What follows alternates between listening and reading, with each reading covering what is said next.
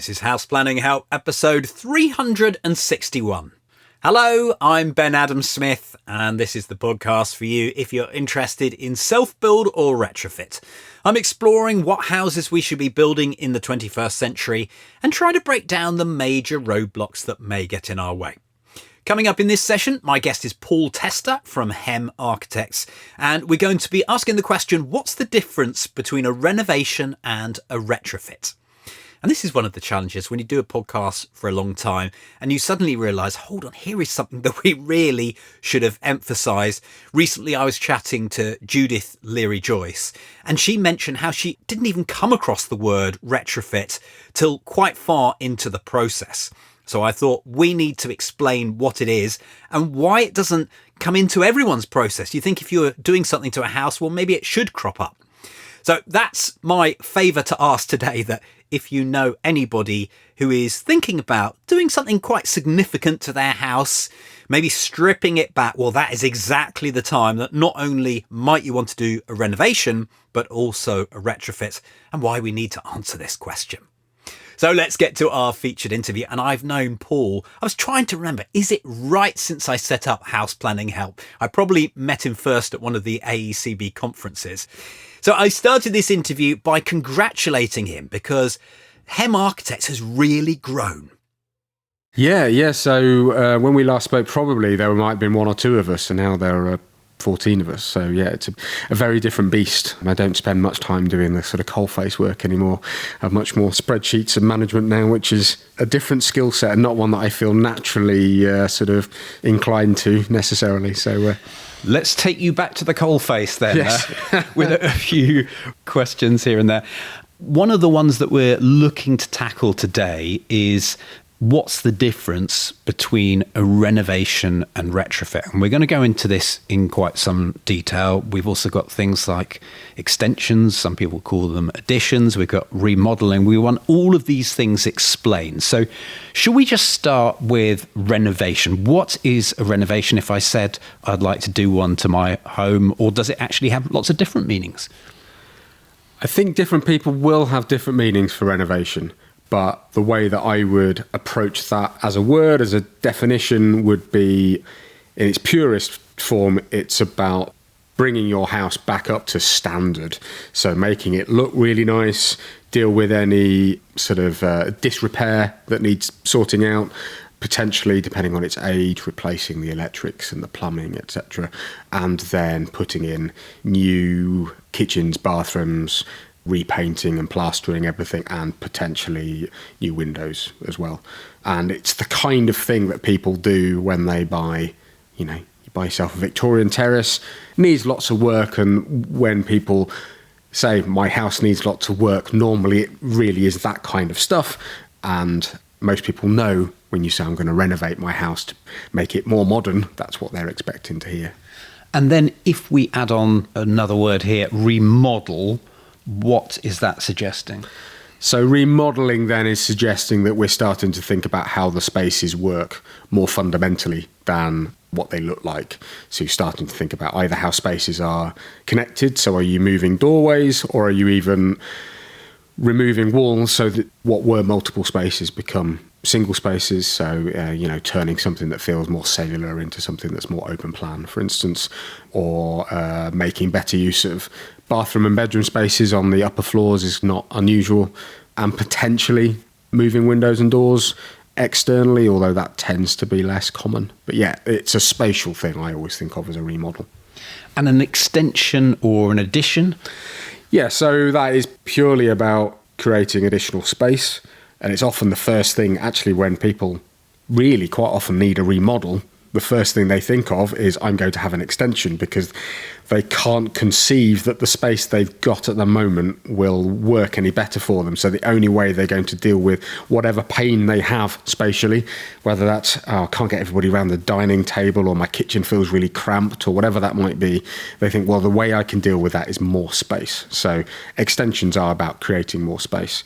Quite often, we can deal with a lot of those pain points or that need with remodel rather than extra space. But yeah, an extension will provide you with It might be that you need more bedroom space, or that you need a larger living room or kitchen. It's often kitchen dining space. It's about creating that larger day-to-day space at the back of the house, which is facing the garden normally, which is different to the way that a 1960s through to 80s house would have been laid out, and certainly a Victorian house would have been laid out. The kitchen would have been very much more cellular.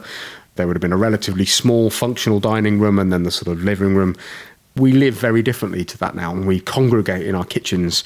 Remodeling can deal with that, but sometimes you do then need to gain more space in that area to fully enjoy those benefits. And when potential new clients come along, I'm imagining them from what you've just said that very rarely are they going to come and say, something's not right in my house, what do you suggest? They come with part of the solution or what they think is the solution. Yeah, absolutely. So we like to sort of drill down into that and understand what the pain point they're trying to deal with. What is the pain? What is the vision? Obviously, they've got enough pain and enough vision to want to do something about it. It's got to be significant enough that they're thinking they're going to spend tens of thousands of pounds doing that work. But we really like to sort of drill down into that and understand why they want to do it so that we can give them the best solution. And that solution very often is in some part what they've come and asked us for. But sometimes we can say, well, no, actually, especially if they've got a constrained budget and they're having to work out what their priorities are, we can normally deal with those priorities without having to do lots of extensions. So that helps a lot. Yeah, we'll probably talk more about budget because it is a big thing. But are people generally receptive to new ideas, changing track, or once they've thought of that, I'd really like that extension? Everybody's receptive to being challenged. I think that we make quite a bit of that in the way that we talk about ourselves in our literature and on our website. So most people come to us wanting a design process rather than us to deliver the solution they've already identified. If that's really what they wanted, that someone just essentially to draw what they've already decided they want, then we're probably not the right people for them anyway, and they could find somewhere else to do that cheaper, and we often have that discussion with them. So yeah, most people enjoy that process. It's difficult to disentangle that sort of vision for the new space. So even if we can achieve it within the existing floor space, they often still really would like that extension. And it's only really if budgetary constraints are so tight, then they're often relieved. Oh, wow, I can get what I need without having to extend. Oh, great, I can actually afford to do it, which is great.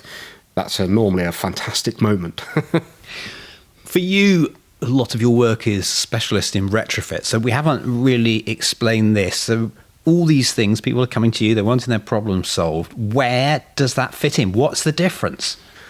So retrofit is dealing with the performance of the building. So we've talked about renovation, remodeling and extending, and all of those are essentially aesthetic or spatial things.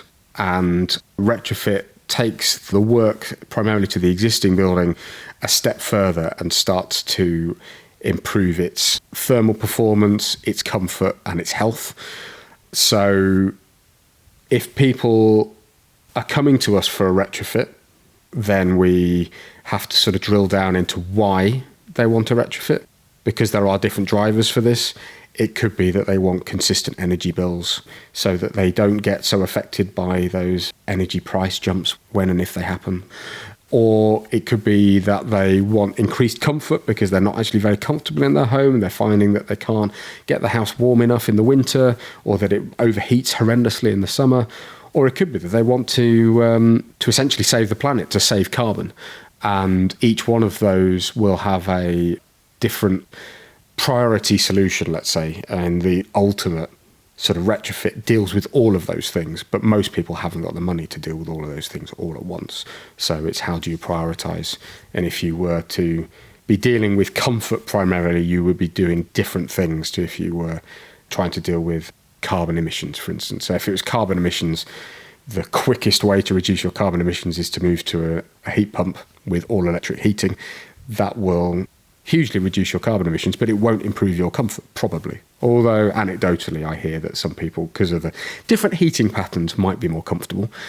Whereas if it was that you've got a really cold house that is a struggle to keep warm with a boiler, then going after a heat pump as your first step is going to be very disappointing and not deliver that comfort. So it's getting those priorities right is really important. Then it might be that you have to face things and think about, what do we do first that doesn't prevent us from doing the next bit that we want to do later, which is the issue that you can have with a renovation project where you kind of lock in that poor performance because you've done all this beautiful work to your house. You maybe have remodeled it, the spaces flow beautifully, all the finishes are delightful, and it still performs just as poorly as the day you bought it. But now you're not going to want to spend money on it for another 10 to 20 years. And all that time, that poor performance is locked in, those poor carbon emissions are locked in. Because a lot of what we're talking about is under the hood, really, isn't it? We're not going to see where the money has gone. Some of it's even in planning, isn't it? So, how would the money be spent when you're doing a retrofit? Yes, so you don't see a lot of that investment, both in time and cost. You feel it, I suppose. You don't see it. And a lot of that money goes into, as you say, the planning process. So we're not talking about getting planning approval here. We're talking about preparing for the project. So whether that's the initial thermal modelling of the existing building, understand how it's performing, understanding the dynamics of it in terms of whether that's ventilation or moisture. All of those things are really important because you're going to impact on those as you develop the project. And then there will be levels of thermal modelling and potentially moisture modelling as you develop the design for the project that will go hand in hand, probably with some spatial modelling that you're doing for the client, how you organise the spaces, how you might be extending at the same time. And you might be breaking that down into phases and talking about maybe some relatively low-hanging fruit to start off with and then some more in-depth work later. And then once you've kind of invested that money in that planning process, then the additional investment is in insulation. Insulation and air tightness primarily. They're the things that can feel like they're quite a bit over and above what you'd spend if you were just renovating, especially the air tightness. It's so unfamiliar to a lot of builders that if you get them to do that on a fixed price, they're often wary of that. So they introduce a lot of additional cost and risk because they're worried. Or they completely blasé about it and then they do some of it to the right standard and then they realise how long it's going to take to finish it and then they kind of rush it or they lose loads of money, and that's not a great position for you to be in either. So that can be a bit fraught with retrofit unless they start to understand the process. And then, typically you'll be doing better windows. Not necessarily more expensive. A really good triple glazed window from a good value manufacturer. So we have 21 degrees windows in our house. They are fantastic performing, but they're not in high performance windows stakes. They're not very expensive. And you compare those to some double glazed windows from a lot of other nice window manufacturers, and they compare very, very well in terms of cost, but they're performing at a much higher level. And then the final thing is mechanical ventilation with heat recovery, an additional thing that you wouldn't be putting in at all with a renovation typically, but I would say is probably the biggest game changer in terms of comfort and health in a home. A home should have its air changed every 3 hours for it to have good air quality. You're not going to do that by opening windows in the winter. You're just going to have poor air quality. You're going to underventilate, whereas MVHR will give you that consistent air change rate but not lose heat at the same time. So are there ever any conflicts when it comes to clients' budgets and some of those things that they want to do? Is a retrofit always something that's taken, or, how do you balance this out? You have mentioned already that you have to find out what their motivation is. It's a really hard one, and it's all about personal motivation. If a client is mostly spatially driven, even though they are interested in improving the performance of their home, if they can afford to do a nice big project, they're probably not struggling with their energy bills. And so that's not a big enough driver for them. And if they have their budget of 100, 150, 200,000, whatever that might be, and if something's got to be squeezed as part of that, they often do squeeze the retrofit, which is disappointing, but it is their money. And we can lead them so far, but ultimately have to make that decision. Whereas there we have other clients who come to us and they will sacrifice almost everything else to gain the performance. And I guess we used to have almost all of our retrofit work would be attached to a remodel and or extension project. Whereas now, probably in the last 4 or 5 years, we've started to get more people coming to us very specifically for retrofit, and they're not really bothered about changing the organisation of their home at all. Often we are the ones that are introducing that, whether that's you could make so much more of this space if you just tweak that a little bit. Now's the time, isn't it? And some small changes to layout or tweaks to windows and things don't add any significant cost to a retrofit project, whereas unfortunately deep retrofit adds quite a bit of cost to a renovation or remodel project. A really deep retrofit might be adding £800 a square metre to a refurbishment project, whereas a bit of remodel is almost negligible addition to a deep retrofit that might be costing you £1,200-1,300 a square metre. So. And we're sitting in your own retrofit, so I think we need to find out a bit more about this. What was the original property to begin with? In 2013, we bought a 1970 semi because we found a 1970 newspaper in the chimney breast when we removed it.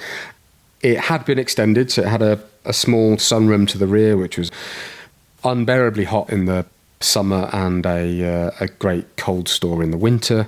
And then it had a 2-storey side extension between the house and its sort of detached garage. But that was very poorly laid out and also even colder than the main house, if that's possible, because the main house was very cold.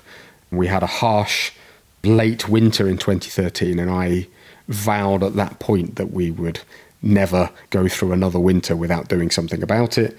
We went through another 4 winters before we did something about it, because, as we mentioned already, that these processes do take a long time, and architects are, like builders, the last customer on the list. And yeah, you want to spend time to get it right. So yeah, it took us a long time to plan. We started work in summer 2018. We demolished all of the original extensions and the old garage. We removed quite a large bit of the ground floor on the back of the house, and then we added a single-storey rear extension and then a 2-storey side extension. We didn't add a lot of extra space over the building as we bought it, only about 15 extra square metres, but we managed to add a utility room and a shower room downstairs and get a larger workshop than the original garage. Workshop's very important. Got a place to put your bikes and things and to work on them, and then a larger bedroom and an extra shower room upstairs. So we haven't got any en-suites. We've chosen to have a separate shower room and a bathroom that everybody can use, and that removes that congestion of a morning with the family. And then we have invested a lot in the performance of the building. So the ground floor was a suspended timber floor. We removed that and we've replaced that with a concrete raft. So that has got between 20 and 70 centimetres of insulation beneath it. That raft is not only the new floor finish, but it's also the structure for the extension. So the extension sits on the raft rather than having separate footings. On top of that, we built the extensions, which are timber framed, 140 millimetre deep timber studs. They're insulated with mineral wool in between the studs, and then wood fibre on the outside of the studs and rafters. That means that it's very well insulated in the winter, but that mass and the decrement delay, which is the amount of time that solar radiation takes to get through a material, means that they're really comfortable in the summer as well, which is a risk with lighter weight constructions. You can end up with the sun making its way through that construction a bit too quickly and they feel uncomfortable in the summer. So they're really super insulated. And then the original house has then been insulated on the inside with wood fibre insulation. That minimises the risk of sort of interstitial condensation, so the condensation that happens inside the construction that will damage the fabric over a period of time and potentially produce mould that will end up in your air. So that was really important, that we got the thickness of that insulation right, that we got that sort of moisture dynamic right. And then the roof of the original house is also heavily insulated with mineral wool and wood fibre. And then the whole house has been made completely airtight. We didn't quite hit the Enefit levels of airtightness.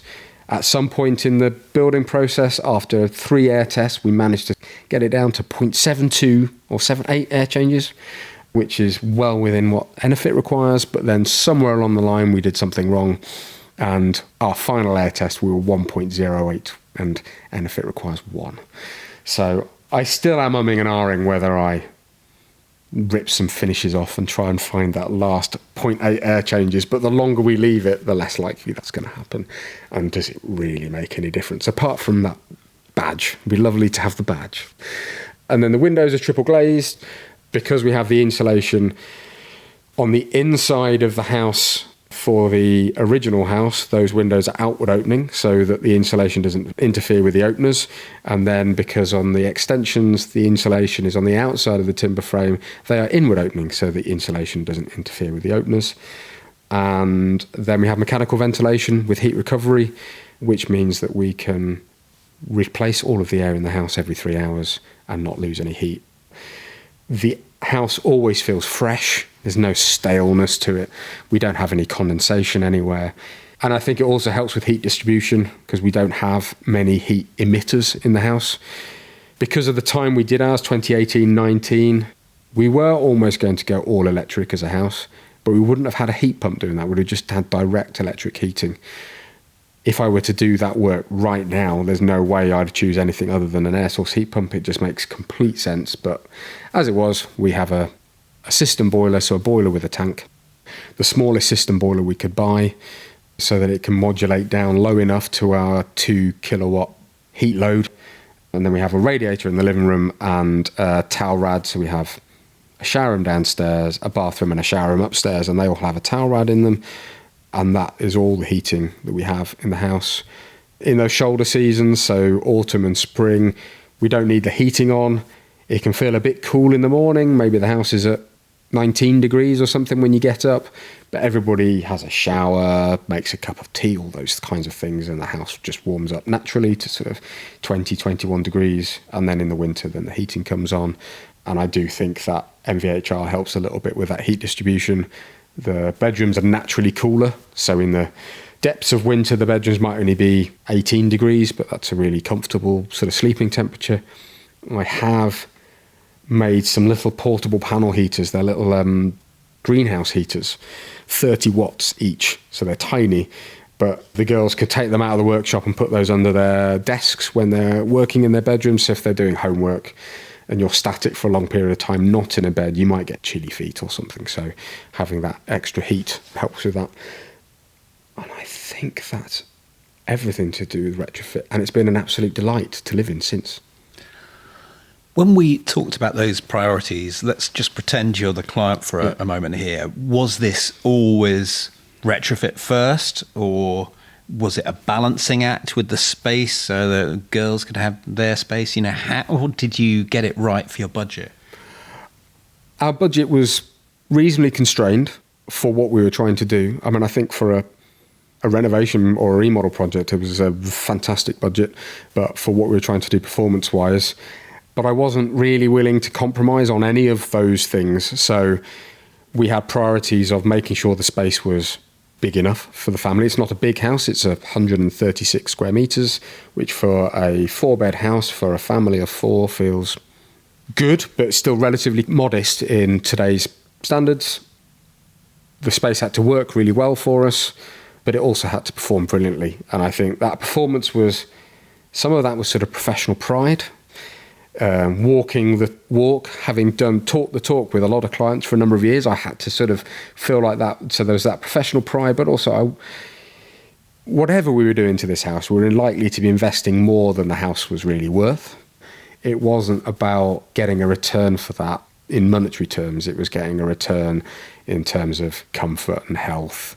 And whilst we spent a lot of money, and that did put us under financial strain at the time, we don't have a huge mortgage. It's big enough, but it means that we've got a little bit of control over our heating bills. We could heat the house to 18 degrees C in the winter, which a lot of people do, and we'd have heating bills of next to nothing.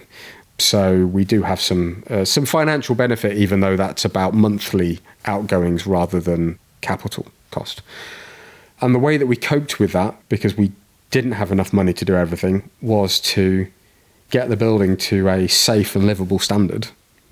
We moved in the March 2019.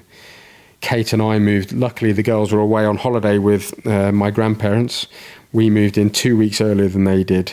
We hadn't got any internal running water. We hadn't got a balustrade around the stairs. So all the things that you really need to be able to live with a family in a home we didn't quite have yet. So those 2 weeks where we joined the joinery workforce primarily to finish those things off.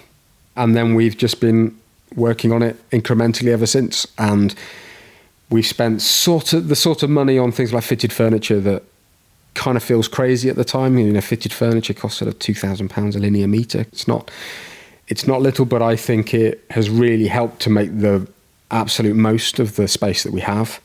And they've been really enjoyable little projects in themselves. I've not physically made them, but I've loved the design process, that interaction with our joiner, and that will continue. We still have no wardrobe in our bedroom.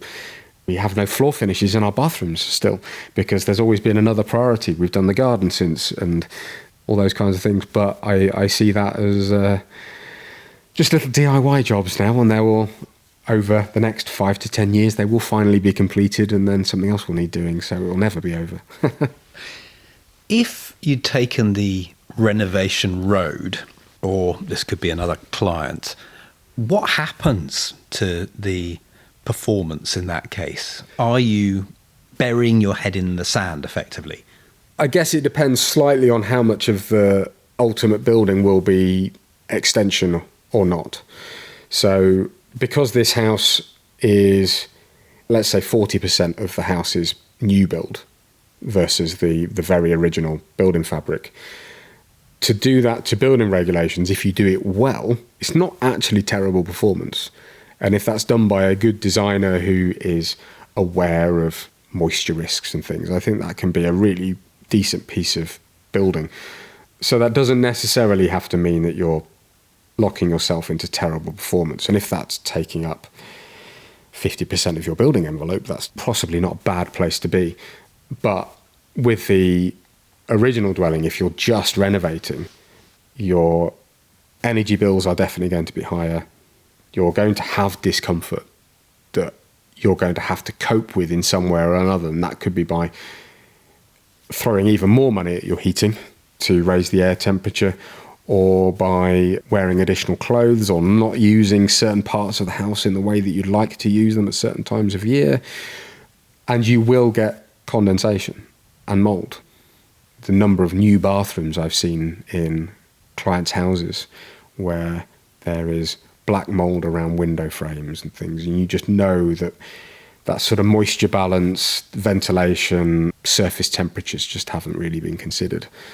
And very often, because renovations don't need to necessarily, so we stripped back everything. I was up close and personal with the end of every joist in the house, taping it before we put ceilings and floors back.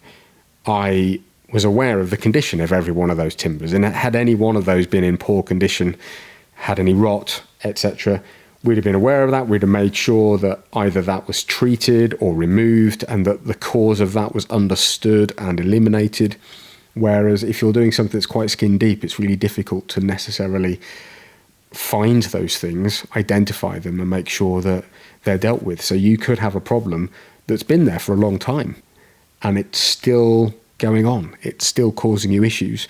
And it will only become evident when something starts to fail, or you start to see a damp patch, or you start to see mold forming on the surface of a wall. And for a lot of people, they will just do the immediate remedial work, which is patching over that thing or cleaning it and putting some bleach on it or whatever, and never really get to the core issue of what's causing that. And in the meantime, probably your air quality's poorer, you're probably breathing in spores, you might be lucky and none of that causes you any issues, or you might it gives you some onset of some respiratory problem like asthma or something similar. And you could have done something about it, but you didn't dig far enough into the building to really diagnose it. Because this is one of the challenges, isn't it? That I imagine when people come to you, as you've said earlier, that if they're not in the right place, you can start the education. But how do we get to people that maybe are almost even skipping the learning journey? The work, so I've been supporting in a very small way, much less than I'd like to, the National Retrofit Hub. They're setting themselves up as being a central resource, first just understanding about what the state of play of retrofit is in the UK, who's doing it well, where are the issues, how can we ramp up delivery but do this in a good way. And one of the big missing links in all of that, so we have architects, and there's a big scale in terms of retrofit knowledge in architecture, but in many ways that's a relatively easy place to work. But there are so many projects which don't really see an architect. So whether that's you're doing your renovation works to your home and you're doing that fully DIY, what are the advice points that you meet? Is that the builder's merchants is aware that you might need some support because of the products that you're buying, or there are questions in that buying process, or that the advice process that they give you. It could be that you're using a builder without going to a designer, which is not unheard of. It's not unusual to just go to a builder. I'd like a 3-meter extension. Can you do that for me? Or I'd like to move some things around. Can you undertake that work? So the Retrofit Hub is working with Federation of Master Builders. It's working with the renewal, maintenance and improvements industry. So the bit that we all engage with normally is DIYers or doing small extensions, rewires, remodels, those kinds of things, and trying to find out where the barriers in those systems are for getting advice across to homeowners, or they could be small private landlords, all those people, the kind of people that are dealing with this stuff day to day. But at the moment, that message isn't necessarily still getting out to the homeowner, because the word retrofit still isn't part of common parlance. And at the moment, also, I don't think there is the driver there for a lot of people. So a lot of the RMI industry is about improving the value of your asset, which is a pretty grim way to be referring to our homes, but that's what they have become to most people. They've become the most valuable asset they have. So is that really saying that we do not value health, comfort, all of these things because they're not really measured in the same way as if you just look at a house? Absolutely. This is changing, and the dial is moving slowly. But a few years ago, internet speed was a much more important decider in which property to buy than its energy performance. People find the sort of, let's say, ventilation, air quality, health really abstract in terms of buildings, and I think it's really difficult for them to engage with it. And energy historically has been very, very cheap. So putting in a little bit more energy to heat the space because it's not performing as well as it might has not really been an issue for the large proportion of the population. Obviously, there are lots of people who can't afford to heat.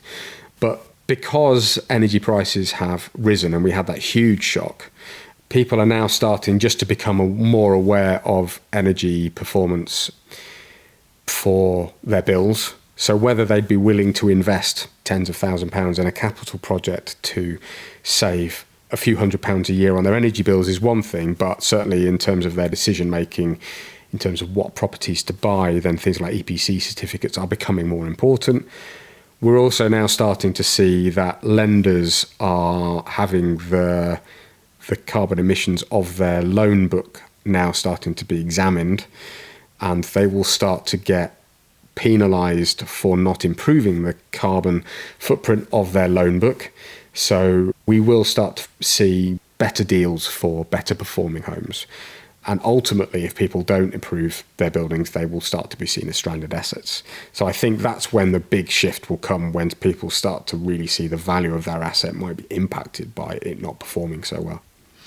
Are you finding that you're more of a retrofit specialist?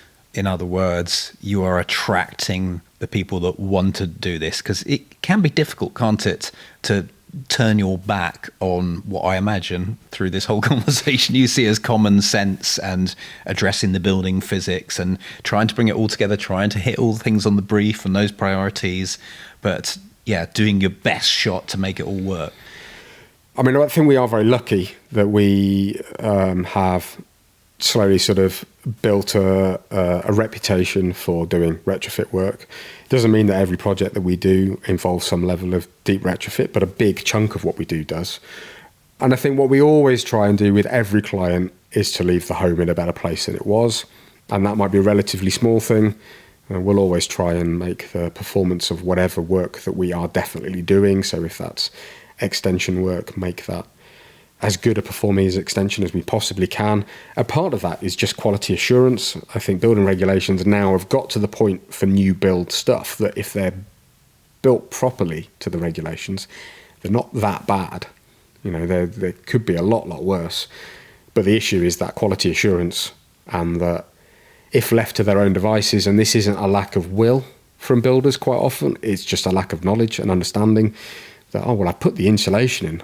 What's the problem that it's got some gaps, and we can have thermal bypass and all these kinds of things. So just having quality assurance on site means that we're leaving clients with the very best performance that they can possibly achieve within their budget, and then making sure that the decisions we're helping them make as part of that process don't stop them from making decisions to improve their homes to be better in the future.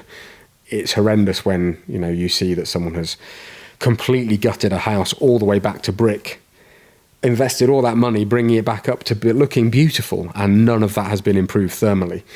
Because, of course, you can have a property, if we could do sliding doors here, one that had had the renovation, the remodel, versus one that had also had the retrofit, and they could look identical. We've been saying this the whole way through the podcast, haven't we? And that's the challenge of this whole thing. Absolutely. You know, the best sustainable architecture, I suppose, for want of a better term, isn't overtly sustainable. It doesn't need to be. It doesn't need to look particularly different from business as usual, I suppose. I mean, I suppose the worst business as usual, where you can tell because there's too much glazing on the west elevation, for instance, or something like that, is a telltale. But to the untrained eye, our house done as a remodel and renovation would be no different visually. It's only when you come in the winter and realise that there are no radiators on and it's supremely comfortable do people realise how much other work has gone on to achieve that performance. And are there any challenges that we need to look out for when we're retrofitting? So there are sort of 2 or 3 hurdles. I suppose the first thing, and this is more of a watch point than a challenge, is thinking about making homes retrofit ready. If your house has got leaking gutters or a roof that's in poor repair or bad pointing that needs redoing, all of those things will, if not remedied as part of the retrofit, will impact on how well the retrofit will work, the strains that you're putting on it in terms of moisture, etc. So making sure your home is in a good state of repair is a really good first step. And things like, even though they might be uninsulated, dry walls are warm walls. So walls that are holding moisture because they've not been pointed very well or whatever are going to be colder walls than dry walls. So that's a really important first step. The second step, I suppose, is where to get advice from, or the second challenge. It's very easy to get advice from people or organisations that ultimately want to sell you a product or a system. And that's not to say that the advice that they give you will be wrong or misleading, but it's hard to ascertain how independent that advice might be when ultimately their main goal as a business is to install a product or a system. So getting properly independent advice, you know, there are a number of retrofit community interest companies around the country now, Loco Home Retrofit in Glasgow or People Powered Retrofit in Manchester, and all sorts of other organisations that are really good places to start that journey. They may not be able to help you complete it, but they're a really good place to get some really sound advice on what to do and what order to do things in for your particular property, or going to retrofit savvy architects, the AECB, all those kinds of people that you all have heard a lot about on the podcast before, to get that independent advice. And then the final bit is making sure that whoever's sort of advising you isn't just solution agnostic, but also is aware of the moisture risks primarily of retrofit work, and the newer your building that you're working with, the less of a risk that is. So we've got a 1970 house, it's got cavity walls. We haven't yet actually filled those cavity walls, so they did have some old fill in them. It's a bit patchy, but we've gone with an internal wall insulation, and the moisture risk of that was pretty low. Whereas if you've got an old stone barn that's been converted, your moisture risks are going to be much higher. So making sure that you have somebody that understands those risks, maybe has access to being able to do WUFI calculations so that you can model that moisture over a period of time. And we're now starting to see some retrofit assessors and retrofit designers who are specifically qualified in heritage buildings as well. So that's a good place to look as well. Well, I think as we wrap up here, I've just got a couple of questions, maybe a little curveball here. What happens if we start using words like eco-renovation? Where do we fall in our conversation today? And are there any other words like this that should have come into the conversation? I think eco-renovation is quite a good term. I think in many ways it's more accessible than retrofit, and people might instinctively have more of an idea of what that might be. So it's becoming retrofit a little bit, an eco-renovation? Yeah, I would say so. It's interesting because I think that a lot of the work that we do when we talk about performance doesn't necessarily end up being eco or sustainable, because we might be actually using quite a lot of materials that don't have very low embodied carbon and all those kind of things. So eco in my mind starts to make me think, well, we're using more natural materials and things like that. But yeah, it's so difficult, isn't it, to get everything right? But I think perhaps that is the right leaning, that eco thing, because we can use a load of carbon to make a home beautifully low energy and low operational carbon for the rest of its life.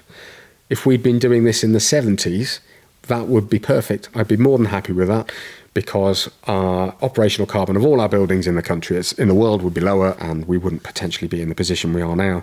But we're now in such an imperative to reduce our carbon footprint that being aware of the embodied carbon of what we're putting in to achieve that long-term low operational carbon is really, really important.